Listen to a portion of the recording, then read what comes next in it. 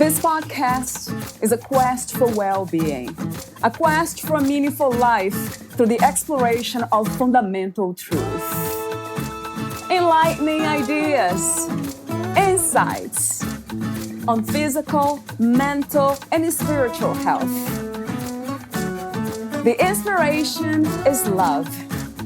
The aspiration is to awaken new ways of thinking that can lead us to a new way of being well. Welcome to Body, Mind, and Soul Healing Conversations.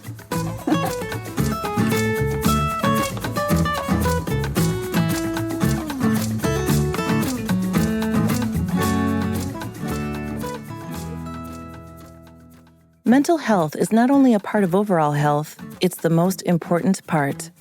Valeria interviews Dr. Sean Sullivan.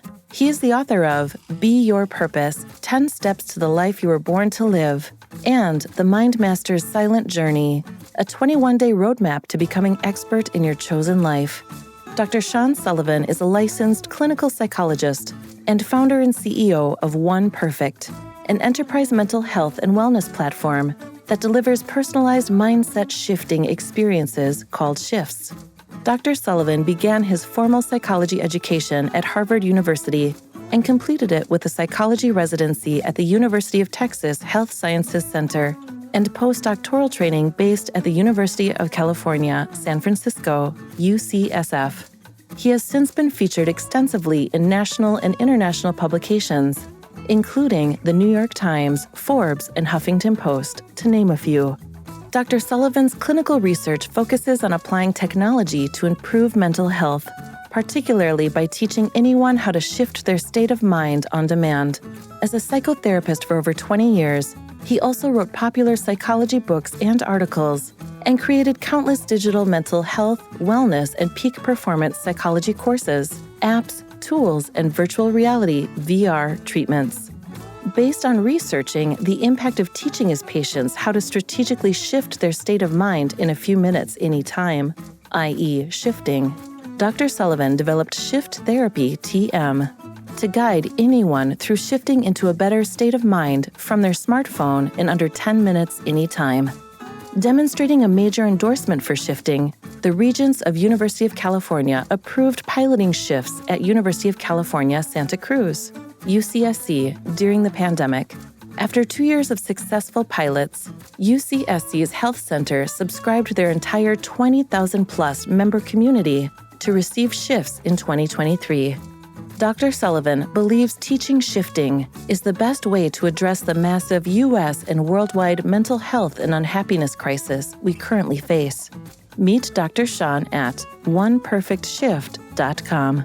Here's the interview with Dr. Sean Sullivan.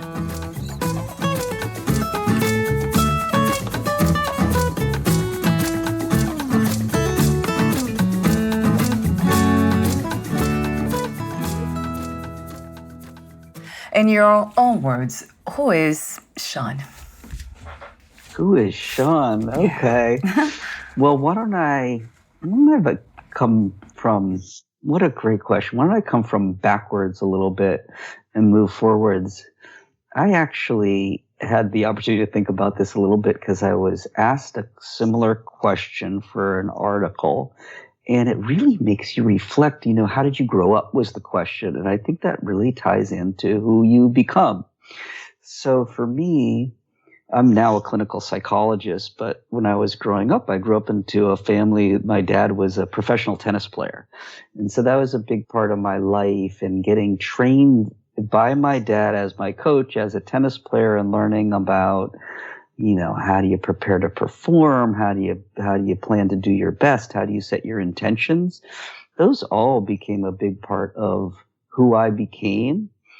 And, just reflecting on that question that I answered in that article, I was led by thinking about that history to realizing, how connected it was to a really difficult emotional experience that I had in college, which is just a really hard breakup. So many of us go through, I had a 3-year love relationship, broke up, and I found myself really unprepared, without the skills to heal from that. And that led me more deeply into psychology over the years. And the discovery for me, the real deep insight on the level of how do you cope with life, no matter what it is, whether it's trying to prepare for work or for performance in a sport or to recover from a trauma of sorts, was the idea that change is really the same, whether you're trying to shift into preparing to perform or you're shifting yourself back from a very difficult life event. And it was that insight that I'd say I learned during my training in psychology that led me to realize, wow, this is really one thing that we're dealing with here. This is a matter of learning how to bring yourself into presence in any moment. And when you bring yourself into presence and learn to listen to life and feel it flowing through you into the world, you deepen that connection with that insight. And I found the more connected I am with that, the more I feel like me, to come back to your question in a way. So the who are you, I think when I'm most me, I'm listening. I'm listening with all, but I came to learn first of listening through the ears. I learned that from the training, but then also playing guitar taught me that. I realized I learned late, in my 20s, and I learned, you really have to listen. And then I found, you can listen with your body. You can listen with your eyes. You can just feel life. That is listening also. And so I came to see me, I guess, as a listening being. That is 30 trillion buzzing cells buzzing into life each moment. That's beautiful, though. What a beautiful description of what a human being can be, is, right? That's interesting to notice that it has been said before that most part of communication, the majority of part of communication is listening. It's a huge percentage of communicating, relating to others and to life itself. So much, isn't it? And it's not obvious unless you think about it a little bit. The idea that, let's take an example. Even just taking a little extra pause to really hear someone changes the relationship. It changes the experience. And that to me is such an interesting idea about how silence, or, in the listening that occurs within silence, is having a huge impact on your experience, on your relationships, and then, of course, to what comes back to you. Yes, so true. The pause, the silence. And also, from my experience, it has been not assuming that I know what is in front of me. Being open and curious about, what is this? Even when I'm talking to my husband about anything, any subject, I look at him and, what an interesting thing. This is a human being. I just hear my own thoughts kind of expanding that experience. So I'm not just expecting to hear, whatever it is from him that's already in my mind. That you've heard for all these years. Yeah. Yes, this right. Holding on to this idea that, we're communicating with another living miracle. It's such a helpful reminder, especially with the people that we think we know really well, right? Yes, especially. It's a great exercise, actually. So you mentioned earlier, I couldn't help but become curious about that. Suffering when it started for you with the breakup and emotional suffering. I'd like to ask you this open question. What do you feel causes the most suffering in human beings? Why do we suffer, generally speaking? So I think maybe for me, there are two kind of broad answers. I think one is the historical, how we evolutionarily came into being needing to be very aware of dangers in the environment. And that helps us to over-index on noticing the dangers and having that fear response being really primary. I think that's built into our biology. And then maybe this is related, but I think it's also can be thought of as different, is just that the uncertainty that living presents us with in every single moment is probably a triggering event for that stress that's built into us. So since we don't know the future and we're built to answer the question of, what's next, that's anxiety producing for a lot of us. And so just as sort of a template for why we're prepared to end up with a lot of suffering in our lives, I think those two pieces are important. And then, of course, the history of life that you go through for all of us has a big impact on the way that we process life. And that might be habits of processing in a way that is a suffering infused, or it might be a free way, a fearless way of living. And I think, that hopefully is part of each of our journeys through life, is to move from one to the other. So true. And that bring me to the topic of shifting one's perspective, shifting our minds. That is the work that you're doing now. This is new, right, Sean? I actually didn't ask the question before about One Perfect. Is that something that you have created recently? Yes. So I mentioned before, I'm a clinical psychologist, and I've been in that world for 20 years or so. And I did all of my early research and practice on how to apply technology to psychology.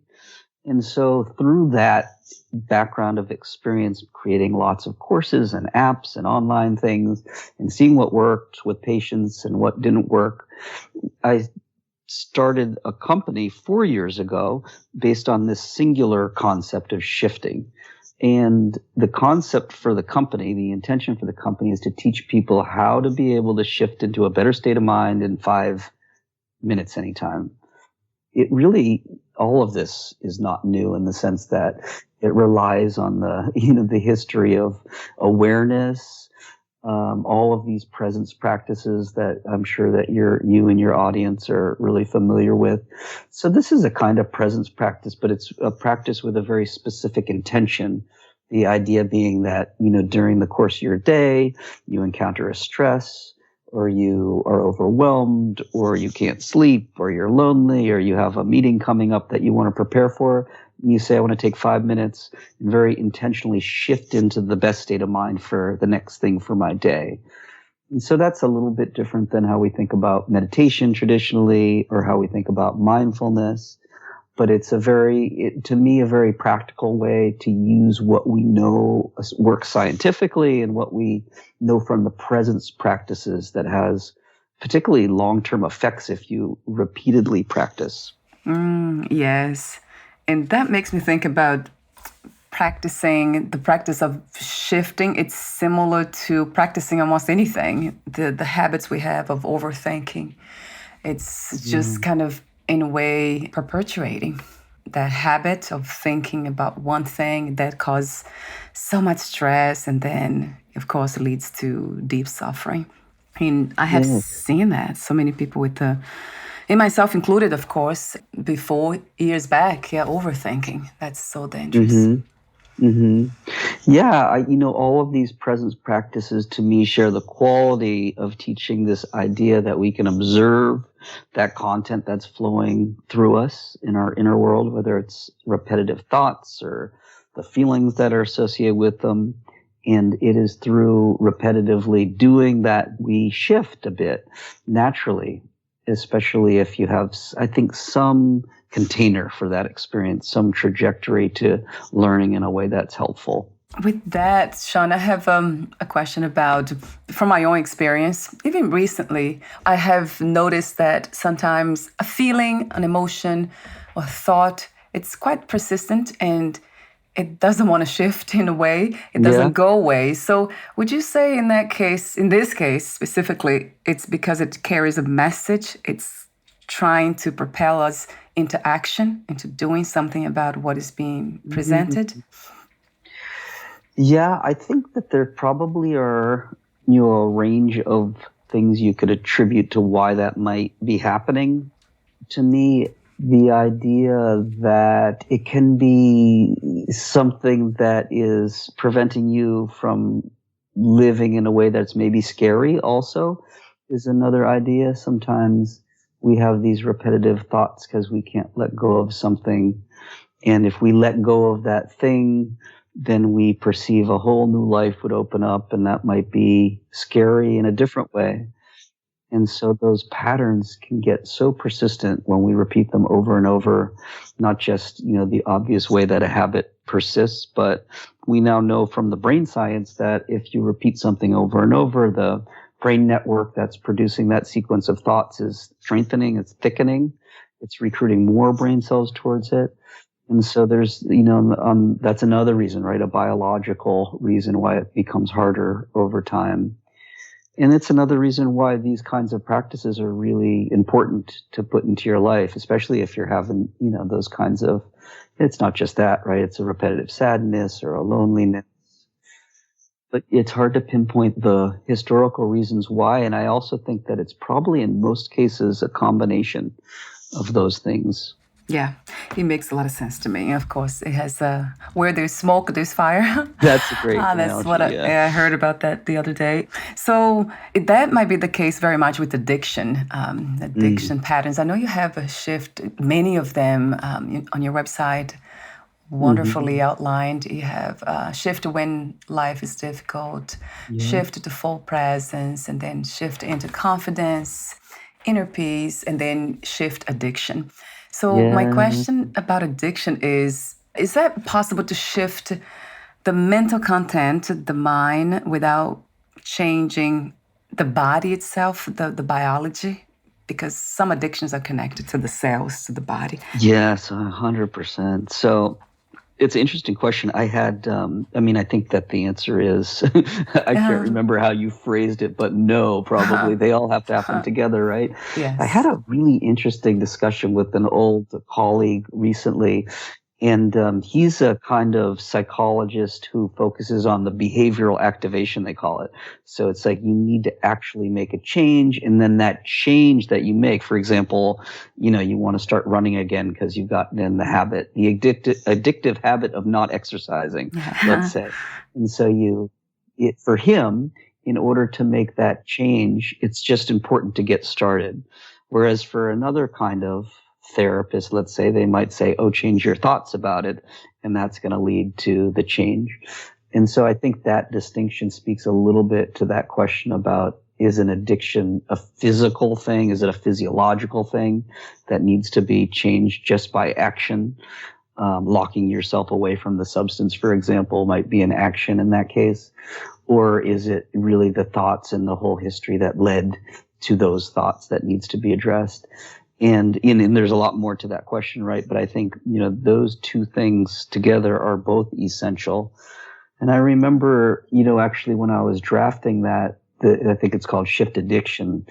It's a very tricky topic to write about, partly because, what any particular individual considers an addiction versus not is its own thing.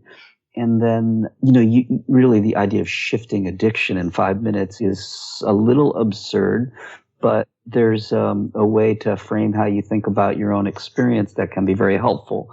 And so I remember writing a little preamble saying this is all coming from love and recognizing that everyone's experience is so different with this stuff. And every addiction is so different, right? Some of them are really almost purely biological once you get hooked on something. And some of them are very emotional, repetitive trauma that's repeating. I guess I'll ask you the open question about what is addiction to you, Sean? How do you define addiction? Well, what I just talked about really made me reflect on that question. And because when you think about trying to talk to thousands of people about the same topic and recognizing everyone has a different experience of that, it was what made me realize and put that disclaimer of, on any given day, life is harder for some of us than it is for others, right? Each of our circumstances is changing. And so really holding any judgment about definitions around that very softly, I think is important, especially when you're working with someone who's struggling with it. Because, back to what we were talking about before, it is actually, I think, the listening on both sides that's probably the biggest agent of change there. So I'm not trying to evade your question. I just don't know that there's really a great definition there. You could say biologically there's probably something you could identify in what's happening in the brain that's creating this a repetitive impulse. So that's one way to think about it. But maybe on the other side of the spectrum is just this expression of a yearning for peace that's somehow getting, sidetracked. Because I think, for us, to me, one of our very root instincts is silence, is to find silence and peace. And so along that pathway, there are all these distractions. And so maybe all of life is an addiction until you find your way to constant peace. Wow. That's an interesting answer.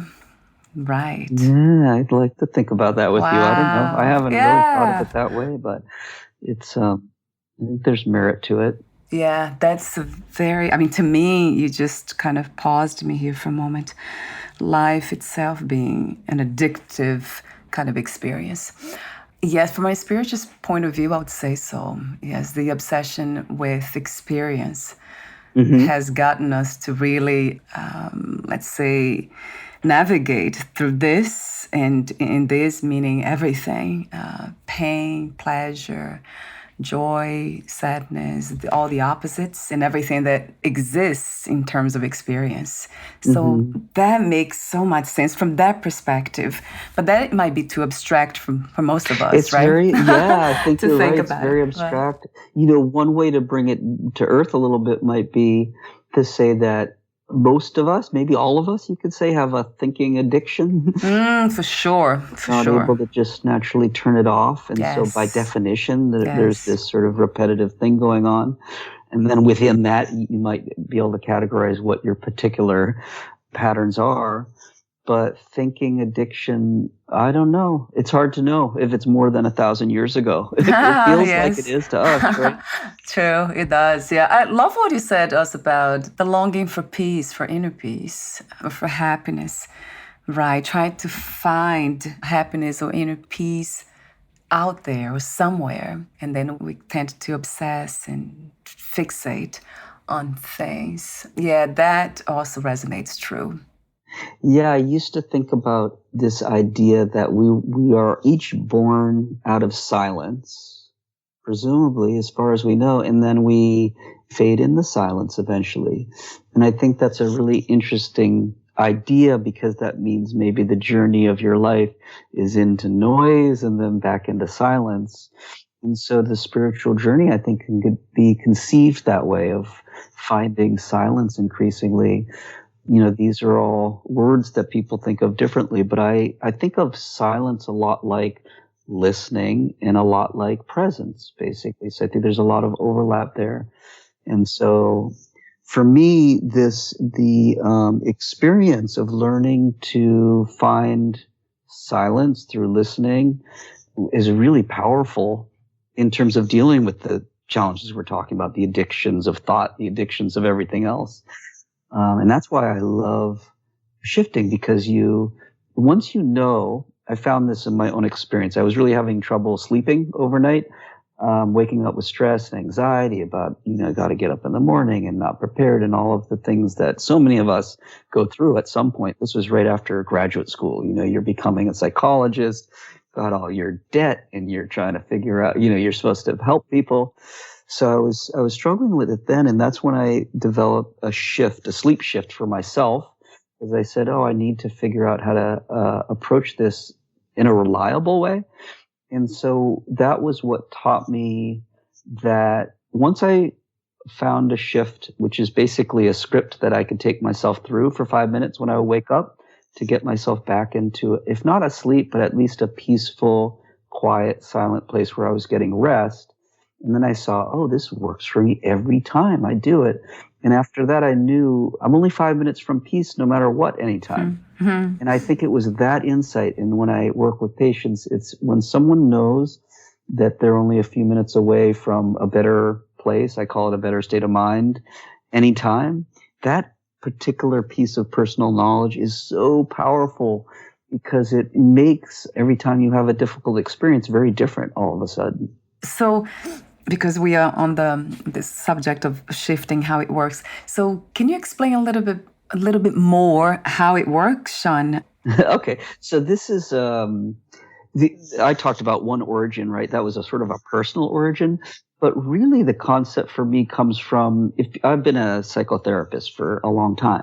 And so every time you start a session in psychotherapy, you have a person coming into space with you and you're trying to do your best to be supportive of them. And they have, some history. They might have a diagnosis and you might have a treatment plan of what you're trying to accomplish. But what happens in the first 5 minutes is probably the first 5 minutes of what happened with us, that we connect around what's important and we spend 5 minutes coming into presence together almost naturally because of the intention of what we're doing. And then from that place, we can work on whatever it is if we decide we have a different intention. And I realized that, 10, 20 years of doing therapy, every single time this for 5 minutes was that experience. And that the real core skill, it seemed to me, was being able to bring yourself into that state so that you could address whatever was going on with you the rest of your day or the next thing in your day or the current moment. This is, I think, in a lot of ways where shifting grew out of. And then what it became was a very intentional thing. I mentioned before sort of the definition of a shift, which is it's just a short experience that guides you into a better state of mind anytime. And then as I progress developing them, you see there's very common themes in progression each time you try to do this.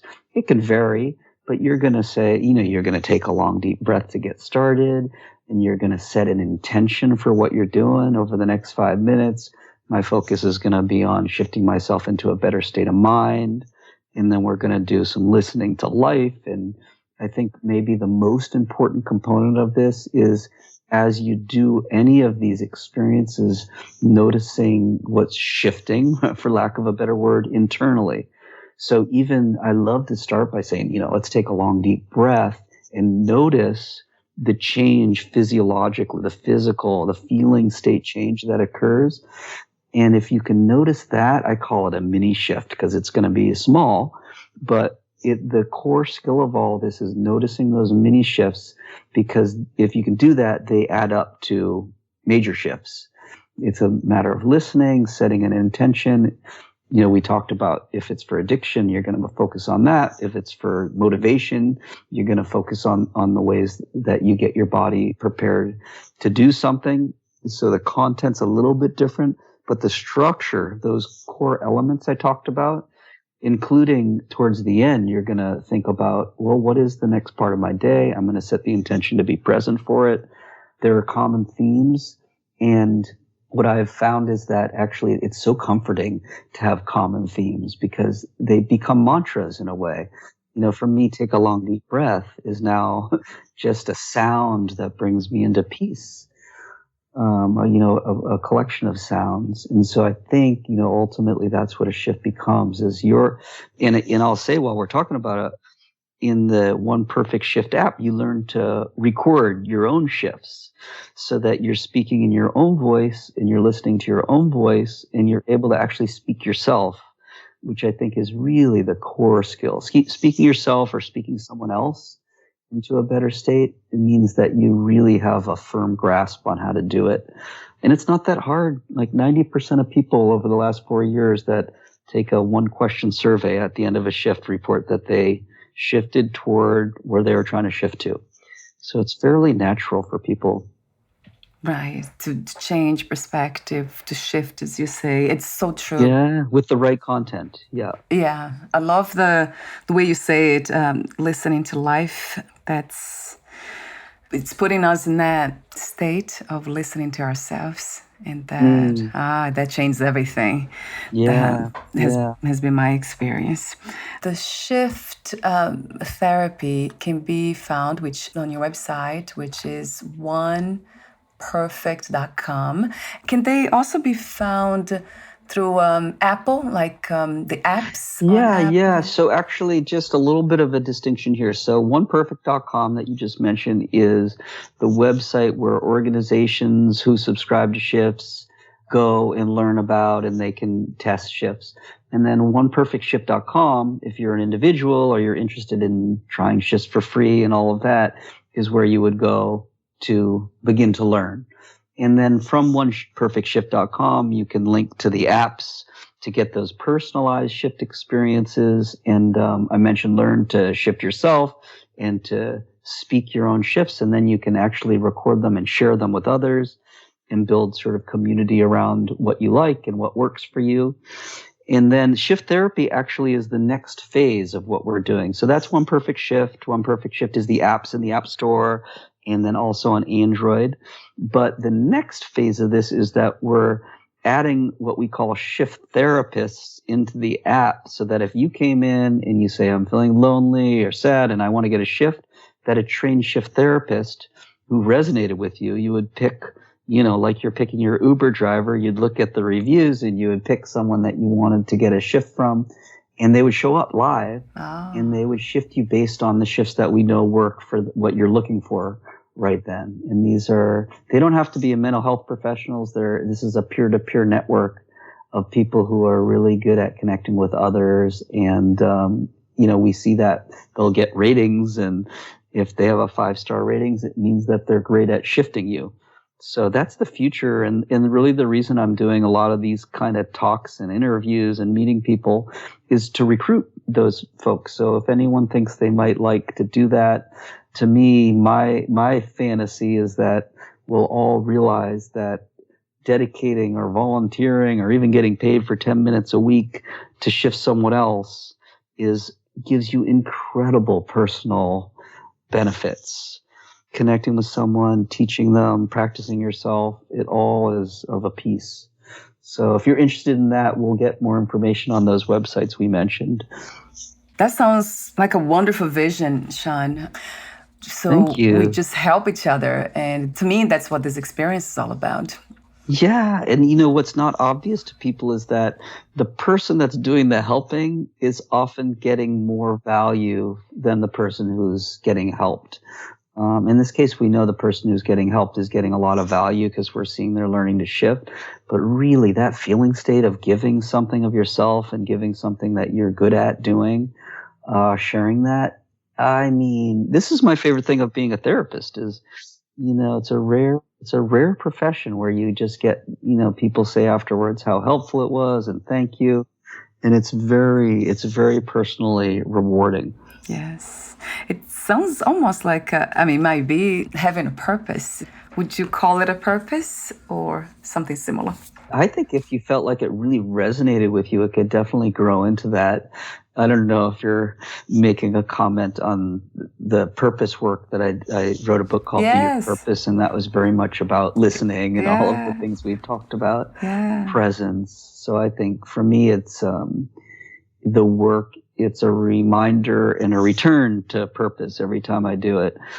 So I think about purpose as coming into presence and listening for that next step of your personal, unique journey that you really only can become aware of by listening closely and feeling for that next step.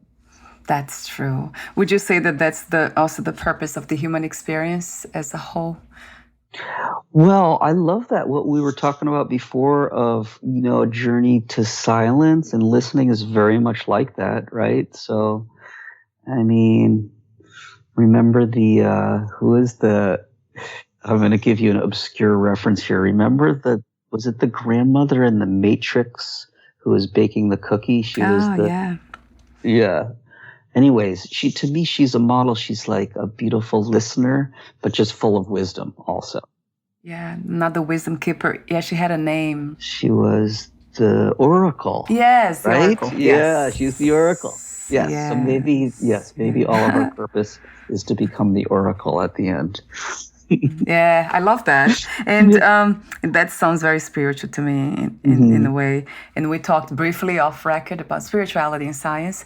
The work you do, is that connected or deeply informed by spirituality?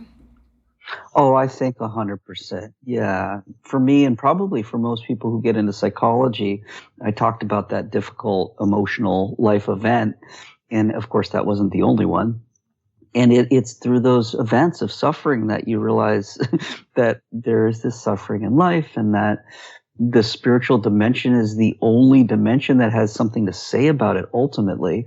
And then, I think about psychology and the tools of science as maybe are some of our best approaches to translating spirituality in a shared language, maybe a shared process.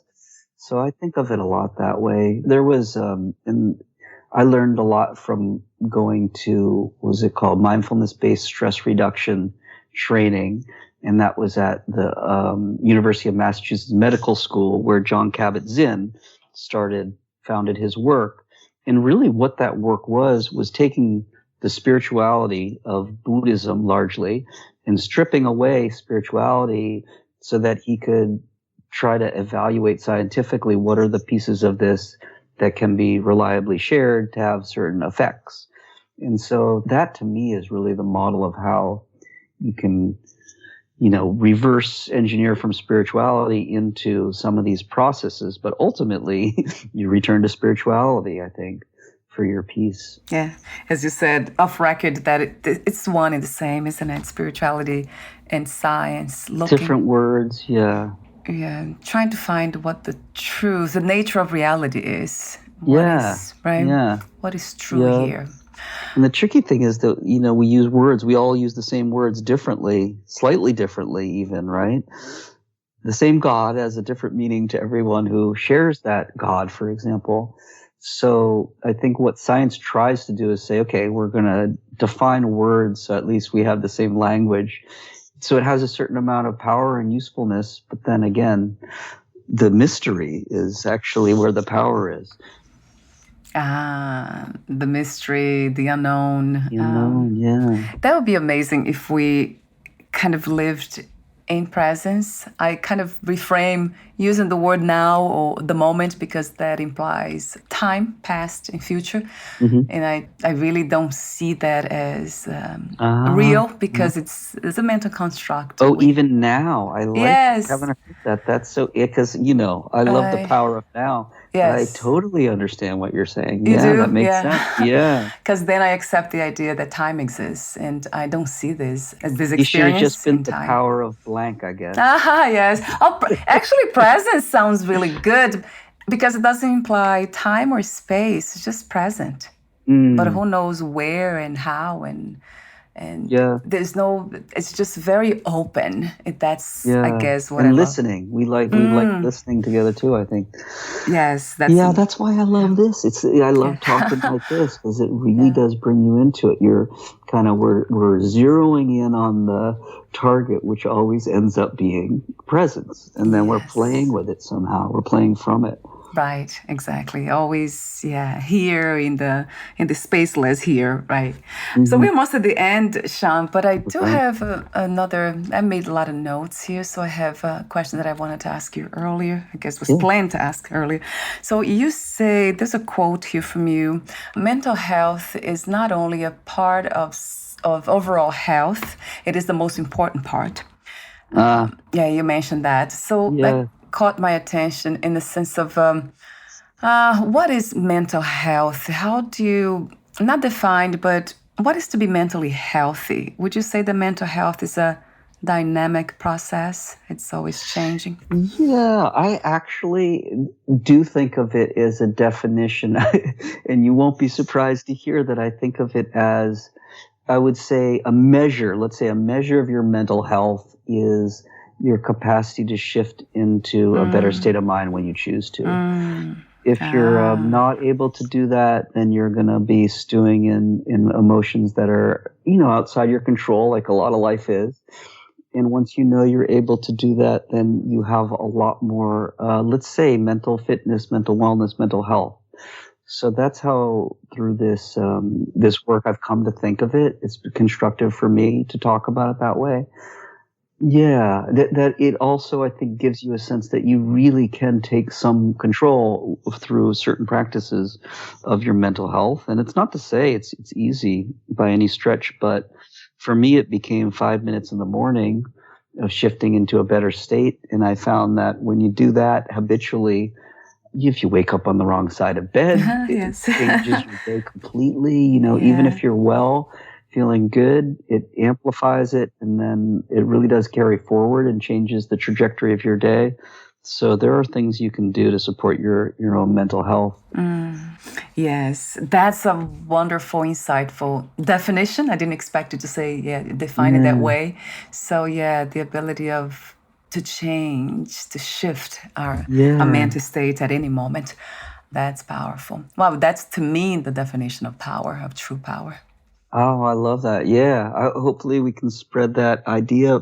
This has been a total surprise to me, to be honest with you. As a psychologist, the idea that 90% of people could shift into a much better place in 5 minutes is just not the way that you're trained.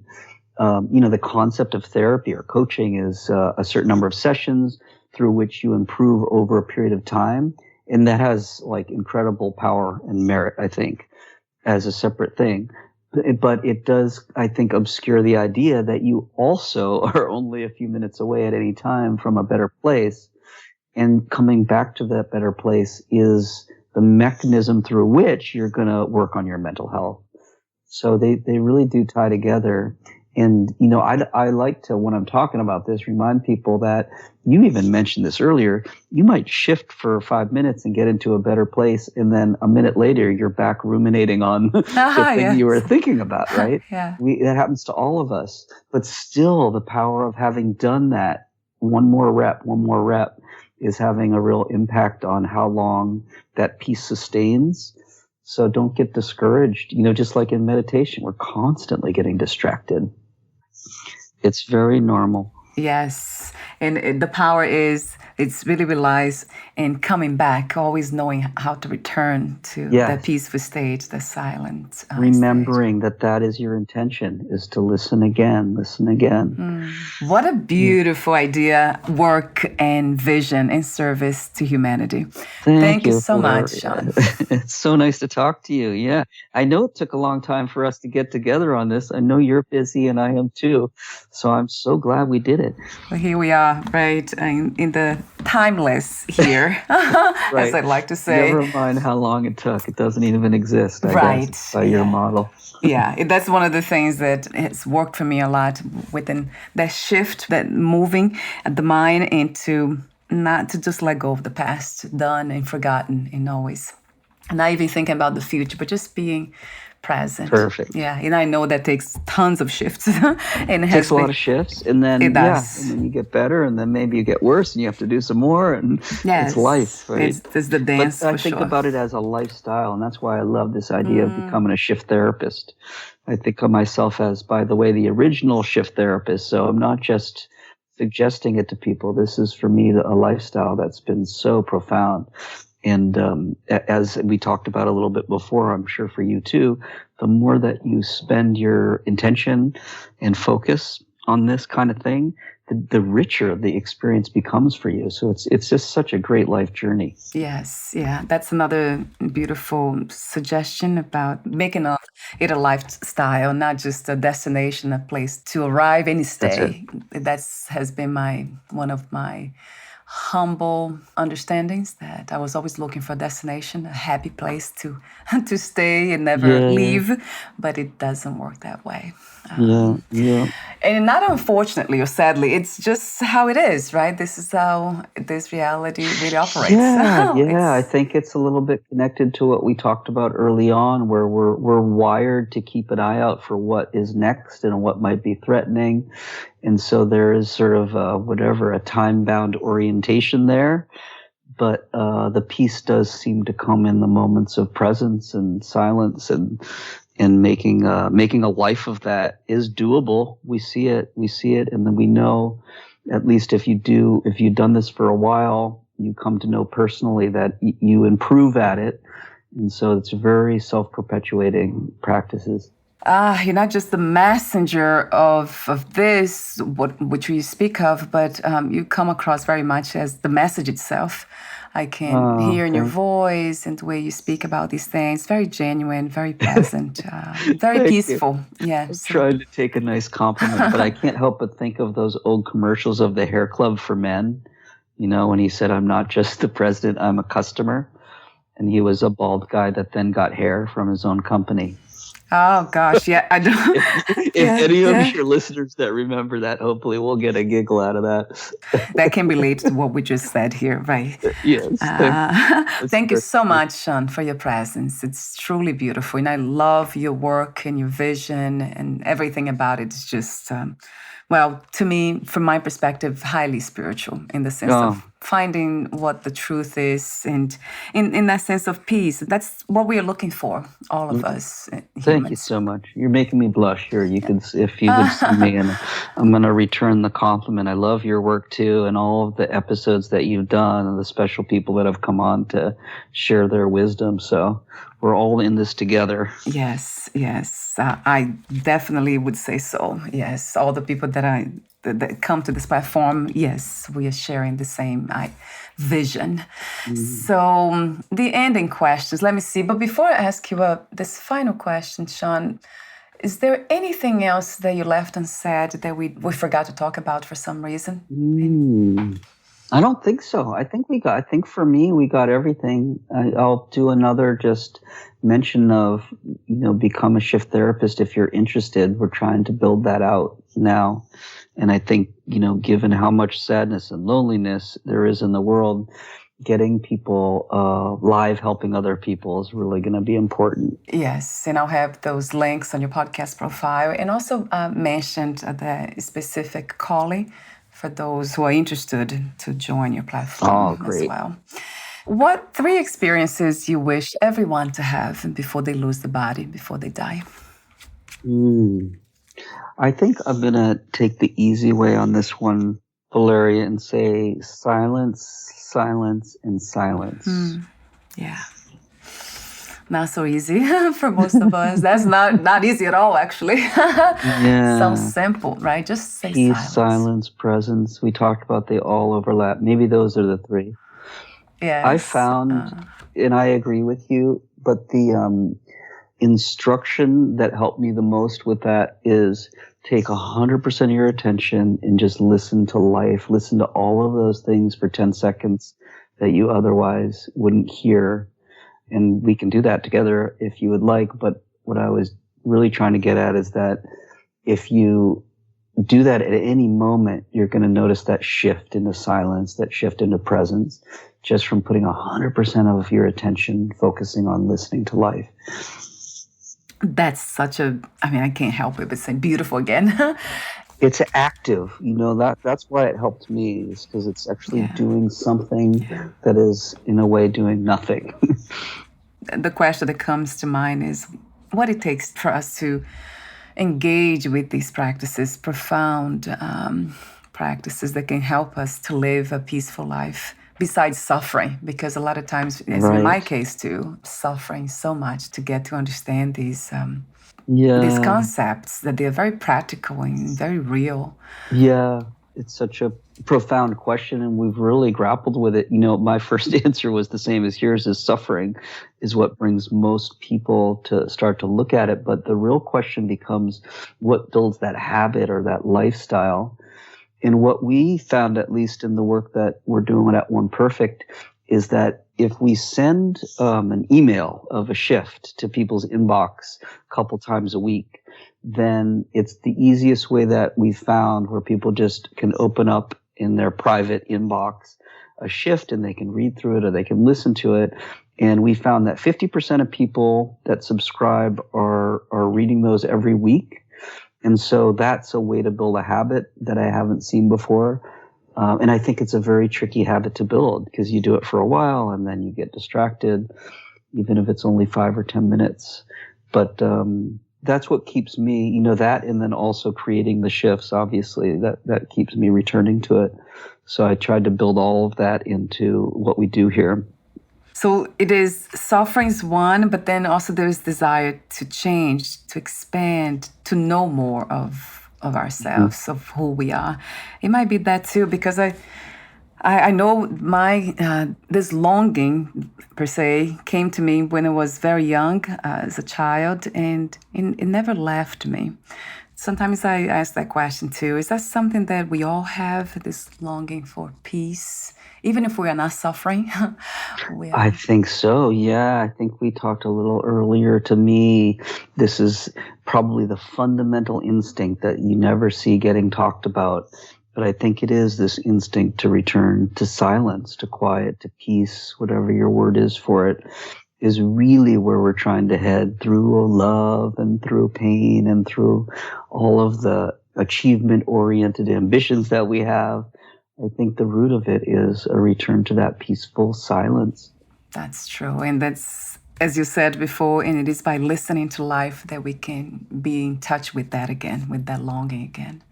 Yeah, and that to me has become so self-perpetuating because it really, when you do it for a little while, it feels so good and it's so immediate. It's a really quick reward you can get by taking a long, deep breath and just listening for 10 seconds. Yes. Oh, my God. What a beautiful idea. So in service, again, to humanity. Thank you so much again, Sean. And before we say goodbye for today, again, where is the best place or the best places to find One Perfect online? Well, thank you again, Valeria. This has been really fun. And yes, oneperfectshift.com, all spelled out, ONE perfectshift.com. And you subscribe there and you'll start to get free weekly shifts and decide how much you want to engage from there. But that's, I think, the easiest way. Yes, so oneperfectshift.com. I'll have that one. Yes. Thank you so much again, and we'll talk soon. Bye for now, Sean.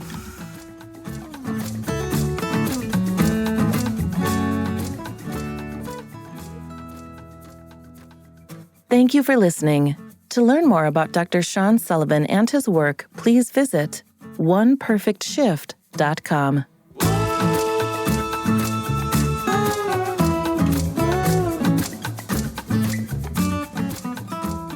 To learn more about this podcast, please visit fitforjoy.org/podcast. Thank you again for listening, and bye for now.